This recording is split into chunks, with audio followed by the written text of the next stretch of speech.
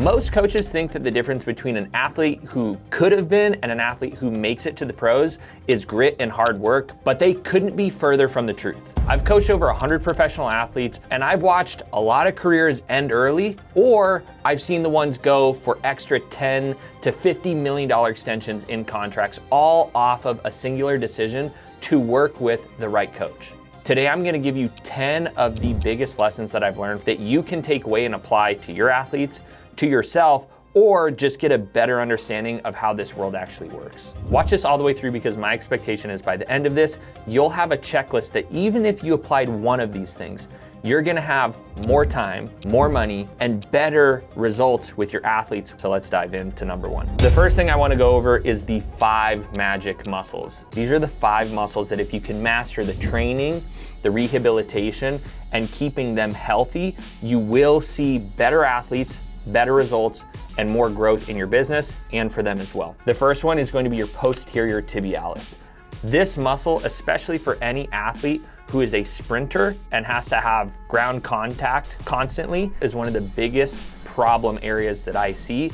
And when I've fixed it, I've seen athletes go from in pain, slow, and stuck to out of pain, outperforming their competition, and ready to come back for future off seasons. The next two are gonna be the psoas and the subclavius. Your psoas being a hip flexor muscle directly tied to the lower back, and then your subclavius, a muscle that sits directly below your clavicle. Those two muscles create some of the most pain and dysfunction related to the respective areas. Number 3 and number 4 are the subscapularis and the pronator teres. The subscap tends to be one of the tightest and also weakest muscles that I see when athletes first come in and they're dealing with shoulder pain. And when we directly fix the subscapularis muscle, we see a drastic improvement both in pain reduction and also in power output and accuracy, believe it or not. And the pronator teres, this is a forearm pronator and elbow flexor. If you do not train, you are leaving results on the table. And that's probably part of the reason too why your athletes are complaining about elbow pain and a lack of range. So those 5 muscles, posterior tibialis, psoas, subclavius, subscapularis, and pronator teres are the 5 magic muscles that I want to give you for point number 1. Moving into point number 2, you need to charge your worth. I had an NFL vet who came to me. He had played for 7 years. The teams weren't really interested in him anymore. He wrote the check for over $30K. He worked his tail off, followed everything to a T, ended up signing another contract, almost made it to the Super Bowl, which he went from feeling like he couldn't compete another season to considering going again because the body was no longer his limiting factor.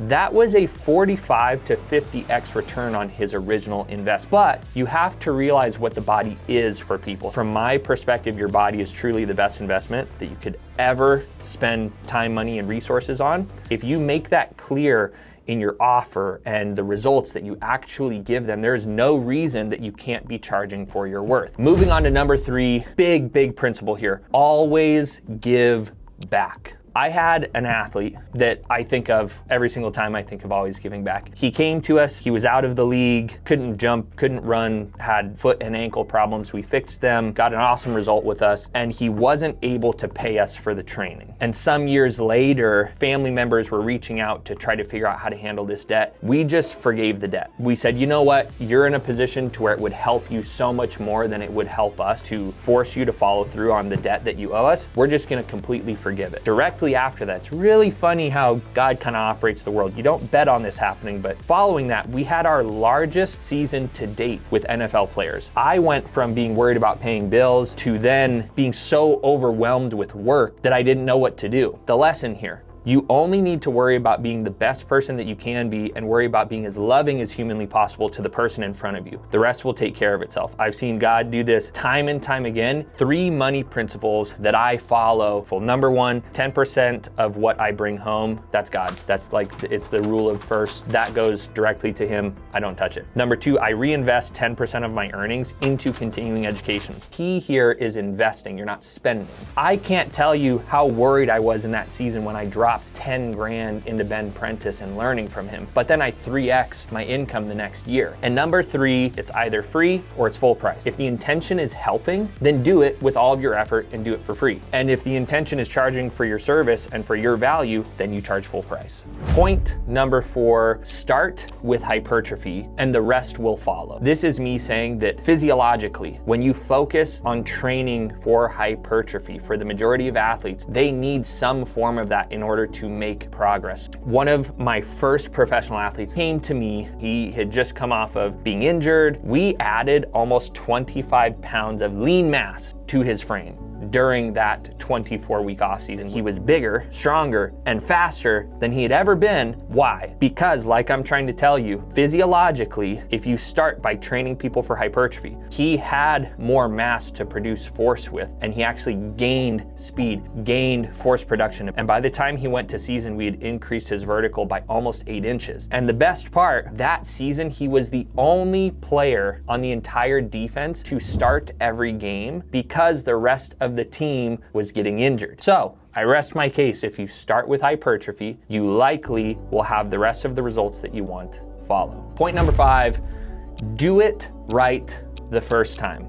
I was just having a call with some of my coaches and we were talking about how we had a client who still kind of had a lingering knee pain. He flew out, we assessed him, determined that what we found in the original assessment was the problem, but it wasn't perfectly fixed the first time around. What I was reminding our coaches of is in that first phase, if you are not obsessed with fixing the problem to the deepest depth, you will still have to pay for it later and you'll still be limited by that weakest link later. So 3 really important points that I think most coaches mess up on. First one is coaches do not handle structural balance prior to getting to everything else. If you are not prioritizing that, you are screwing your client and you're screwing the progress that you're potentially gonna make. The second thing that coaches do not handle first when they should is the range of motion. You have to obsess with range of motion early if you want to have a high ceiling.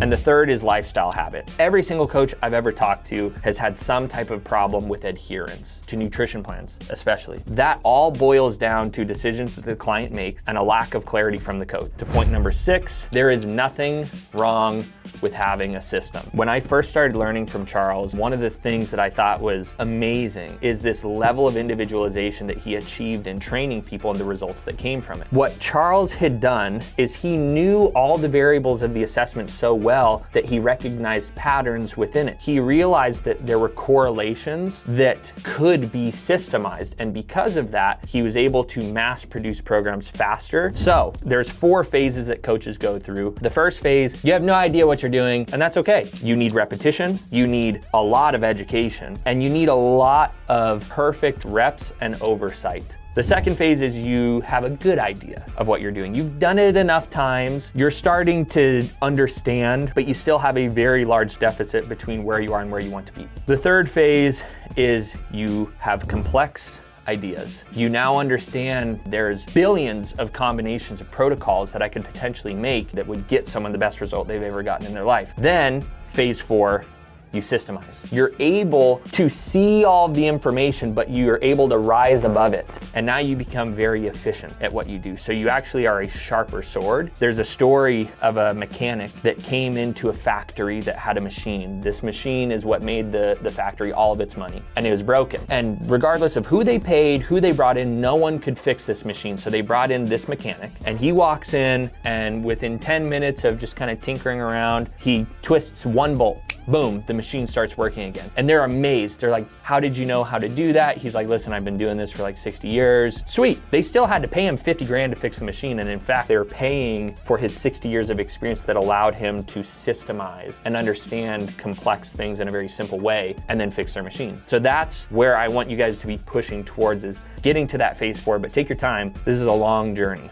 7th lesson that I've learned from coaching is there are 4 main personality types that you're going to interact with in the coaching world. This is entirely pulled from a psychologist, Gretchen Rubin, who has a book called The 4 Personality Types. There's the upholder, the questioner, the obliger, and the rebel. The first one is the upholder. This is the dream of a coach. Not only do they have an internal drive, but they also have the capacity for external drive. The second type, which is the questioner, they themselves can achieve achieve the goal. But anything external, they're gonna question it. The third type, which is the obliger. This is the person who comes to you who says, no matter what I do, I cannot get myself to do it. But the second that there's an external expectation on them, which is why they have come to the point of seeking a coach, they will die for said coach because they are outside of themselves. And the last, the coach's favorite, is the rebel. They're not gonna listen to themselves and they're not gonna listen to you either. They just hate anything that forces them to do anything. For whatever reason, genetically, those can be some of the craziest freak athletes. Bonus deeper dive here, and this I'll do future content on. You can actually determine what amount of frequency, volume, variation, and intensity an athlete needs based off of the 4 main neurotransmitters in which they are dominant: dopamine, acetylcholine, GABA, and serotonin. But that's another level that you can go to. Point number 8 is you are the well that your athletes pull from. So make sure you take care of yourself. I do this to create life transformative results, but I personally have run into scenarios where if I wasn't taking care of myself, I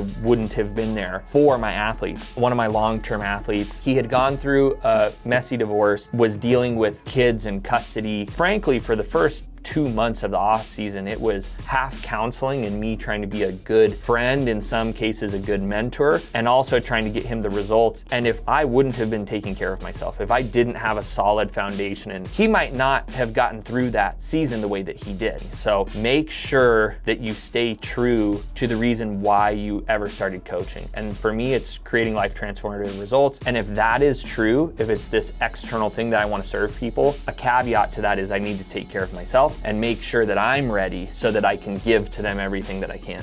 The 9th lesson, someone must be in charge, but collaboration is healthy. So early in my career, I honestly let my athletes run the show. We had an athlete consistently, he was 2 hours late. We'd be waiting for his session, it would bleed over, or it would turn out he decided to go to LA. Unfortunately for that athlete, the next season did not go well. He's not in the league anymore. I also have athletes that I have beautiful relationships with, and we've gone through friction seasons and growth seasons, and I love the guys that I get to work with. And on the other end of that, they've had success and they got the result that all of us wanted them to get. The difference is early on we established boundaries. So I want to give you 3 really important things when it comes to establishing boundaries. The first one, you will only work with clients if you are the one in charge. I had a local gym that wanted to have their pro athletes get their nutrition protocols from me, but they wanted to continue training with him. And I almost went through with it, and my mentor told me there's no way to determine who's creating the result or who's creating the chaos. If you don't determine ahead of time who's making decisions on what thing, that ambiguity is what's going to break your relationship and make them lose trust in the process. Second thing, communicate your expectations and boundaries and understand their expectations and boundaries. You will thank yourself halfway through the relationship when you go to renew with the person if you made the expectation clear, because the only way you know if it was successful or not is if you measure it, if you create the boundaries, and then you maximize what you have inside of it. The third thing, don't be afraid to fire clients. And that might sound a little bit extreme, and if you are unable to help them because they're stopping themselves, you don't want their money. You want them to go find whatever that help is. So make sure you have boundaries. Point number 10, the 10th lesson from coaching 100 professional athletes, keep first things first. I look at one of my athletes who came to me who had no ACL, multiple MCL injuries, was told they weren't gonna walk again. We spent 12 weeks leading into a competition, first one in years, doing the least sexy training you've ever seen in your life, because first things first was doing structural balance for that entire time frame. Or I look at Chris, one of the co-founders of Standard, and with his athleticism, he wants to be athletic as humanly possible. And because of that, we've had to navigate him losing some hypertrophy, which might seem counterintuitive, but first things first is we take care of the athleticism and we let everything else come. Or even if it's with yourself, for me, I have F3, faith, family, fitness. I take care of those things and I walk the narrow road, which is making sure that I am prioritizing that, even at the sacrifice of other things, that narrow road. But God blesses when you keep those things in check, when you're obedient to what you're called to do. Again, that's true from a faith perspective, from a marriage perspective, a family perspective, relationally, business, programming, it doesn't matter. You keep first things first. So double down on that, be very clear, and keep first things first. Those were my 10 lessons from coaching 100 professional athletes. athletes. I hope this was extremely insightful. I hope that you guys took a lot away from this. There's a million iterations of this that I could do on all the nuances, but this was just kind of off the cuff, the things that boiled to the top. If you are a one-on-one coach stuck under 100K per year, working 50 to 60 hours per week, here's what I want you to do next.